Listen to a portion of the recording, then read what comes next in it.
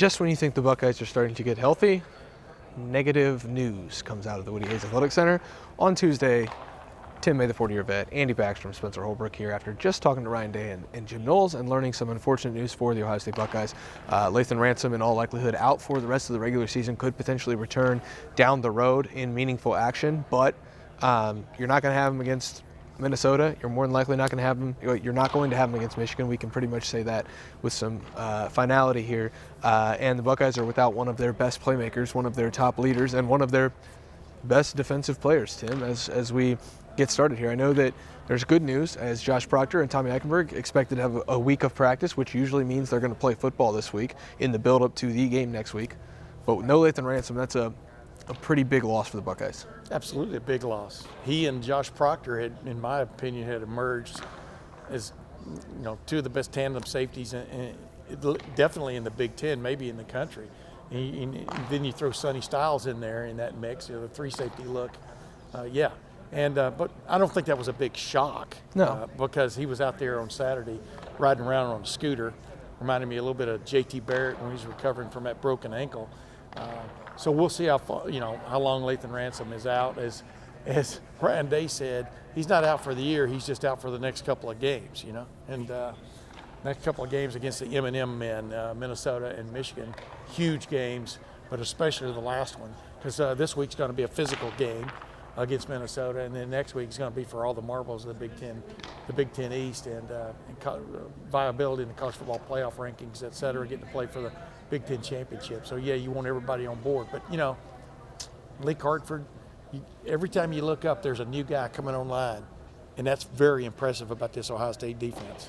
Well, that's why they have all these safeties practice at 3 different positions, so that they have the depth to fortify that group. So if someone does go down, like Lathan Ransom, you can have replacements. And so, Sonny Styles has been manning that ship so far, Yep. and we expect him to continue to get the start there at that strong safety, boundary side safety role. But they're going to have to be other players to come and help him out, because after the game, he was asked, Sonny Styles was, what's the biggest difference between playing nickel and playing strong safety? He said, well, it's not really the position switch, it's the uptick in snaps. He was going from 30 to 40 snaps to, almost double that against Rutgers.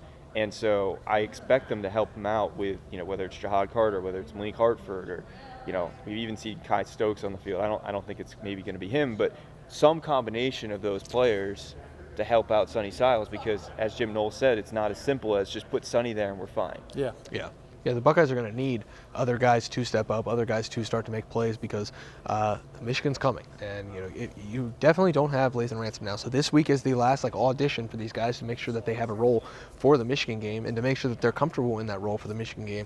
Malik Hartford talked a little bit last week on this very field about how the speed of the game is a little different, but the size of the guys that are coming at you is a little different. Well, that was against Rutgers. That was against this past week against Michigan State. You want to talk about a beefy offense? Look at what Michigan does. And so he's going to have to get comfortable really quickly. Sonny Styles is going to have to get comfortable where he's at and playing just more snaps, like you said. There's a lot of adjustments that have to go into this Lathan Ransom injury.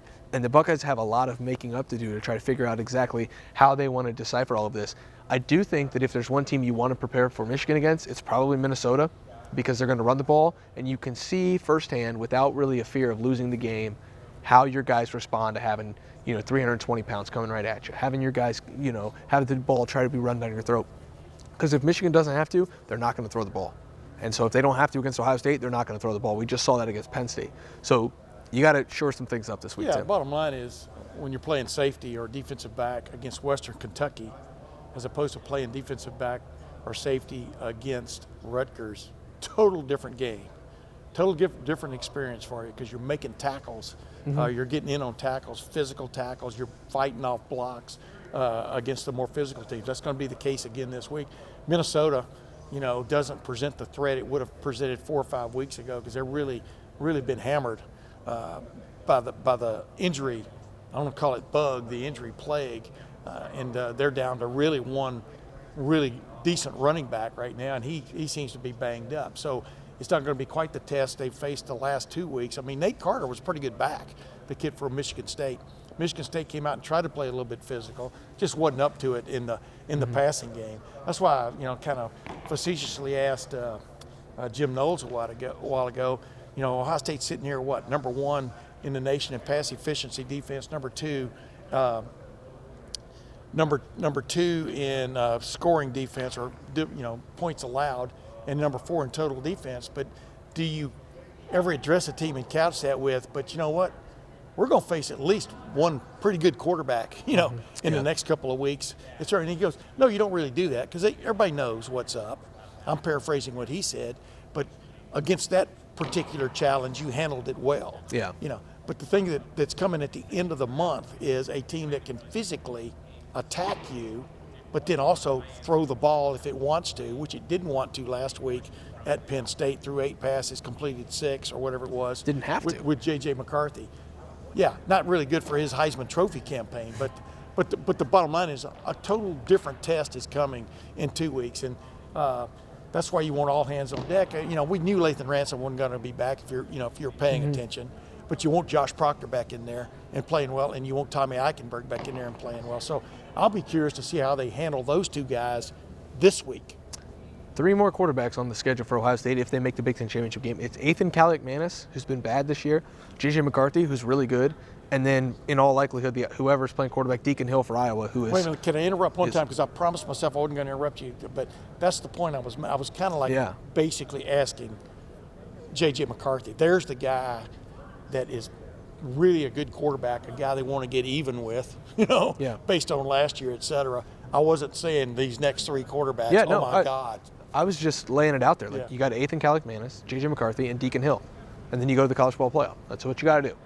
Andy, how many more times do we get to see Marvin Harrison Jr. in the horseshoe? 1. I suggest you get your tail into the horseshoes on Saturday night. I guess it's Saturday night. It's going to be dark at the end of the first quarter, and watch Ohio State, Minnesota. And the best way to do that is with the Game Time app, gametime.co. Go there now. Use the promo code Buckeyes when you buy those Ohio State, Minnesota tickets and get $20 off your first purchase. Going to be a little cold on Saturday. Might have some elements to battle on Saturday. But you know what? The Buckeyes are going to be out there for 60 minutes, and it's the last 60 minutes you'll see Marvin Harrison Jr. play in that stadium over there. It's the last that you'll see potentially Tommy Eichenberg and Steele Chambers and Josh Proctor and some offensive line guys and some guys that you've gotten to know over the last few years. It's the last time, and I hope that the crowd recognizes how much this group has meant to Ryan Day and has meant to the program for Senior Day. And so I hope that it's a sellout, a full crowd, last chance to see Ohio State this year, and you can do it using the Game Time app, gametime.co. Promo code Buckeyes, save $20. Andy, I don't know. I'm just interrupt you one more time. Do you think when they made this start time for this game, they had a couple of dice in their hands and just rolled out 4? Yeah. 4 o'clock. Yeah, it's really dumb. But that's okay, because we'll be there. Lettermen Row's there. Andy, they also do this thing where you find a ticket on the Game Time app, you buy it, and you find a ticket that's cheaper in the same section. That's cheaper. Send it into Game Time. You get 110% the difference from Game Time. So they'll give you money to buy tickets on Game Time app, and you save $20 with the promo code Buckeyes. But as always, Andy, terms apply. Of course, terms apply. You can't just not have the terms. So the terms apply. Make sure you read the little fine print there. But the Game Time app, gametime.co, the best place to go buy tickets for Ohio State, Minnesota. And hey, if you're feeling really risky, deck out in your Ohio State gear and go up to Ann Arbor in a couple weeks. Take some security with you. I'll go back to you, Andy, because Tim and I just had a little cover your license plate. Yeah, no kidding. We had a little back and forth here, so I'll go back to you, Andy. What else did you learn from Jim Knowles, Ryan Day, and the Buckeyes as we pivot here from a somber mood to maybe a little more hopeful mood? Well, still some stuff in the trenches I thought was interesting. Mike Hall, kind of an underrated storyline right now. Only played 10 snaps against Michigan State. Was only in for those first 2 defensive series, so we didn't see him the rest of the way. Ryan Day was asked about him, said no update about him. Then Jim Knowles was asked about players that could step up if Mike Hall is not available. Hero Canoe is someone that's come up a lot the last couple of weeks. I feel like he's progressed pretty well. We've talked about other guys inside there. Jaden McKenzie got a little bit of play against Michigan State. So it's going to be a collection of that. But then Ty Hamilton's the big one, who I feel like the last 2 weeks has started to really make a difference. He always has a role in this defense, but Tyleik Williams usually kind of overshadows his impact just because Ty does a lot of the stuff where it's absorbing blockers and maybe not showing up in the stat sheet. But he's had 6 total pressures generated the last couple of weeks. He had 4 against Michigan State, so kind of stepping in for that role of Mike Hall there in that nose tackle spot. And I thought that was really impressive. And then on the flip side, in the offense, go to the middle of the trenches there. Center Carson Hinsman was talked about today and asked about his progression. It feels like at times it's been a little bit maybe delayed compared to some of the other offensive linemen there. And Ryan Day said, well, he is the youngest in that group. He's a redshirt freshman, didn't play at all last year, and that's a part of that. He's had to handle some tough road environments leading that offensive line. But it was interesting to see on Saturday against Michigan State that Matt Jones did play 10 snaps at center. They slid him over and had Enoch Bimahi come in at right guard. And so that's something to monitor. They say they're sticking with their 5 right now, but as Ryan Day says, you're always evaluating. Yeah. I don't know what to add to that except It's good analysis from Andy, right? absolutely, and thorough. It's like he's reading it right off the page. You know, the man has a photographic memory, but I digress. It's just really funny because I was asking Ryan Day, I didn't name the name, but there was a guy that didn't come off a double team block, for example, on coming off the goal line, where if he had come off the double team and caught the looper, the stunting defensive lineman, that play might have popped for 90 yards or whatever it was with Travion Henderson. And it's, you know, every week is like another progression for this offensive line. I think this offensive line has come a long way. Oh, yeah. And nobody ever plays with perfection.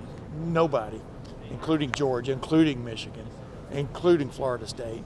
But if this offensive line just has that great game, because you know it's due. Yeah. And I think all these guys are capable now. Josh Simmons has really come a long way from the beginning of the year, in my opinion.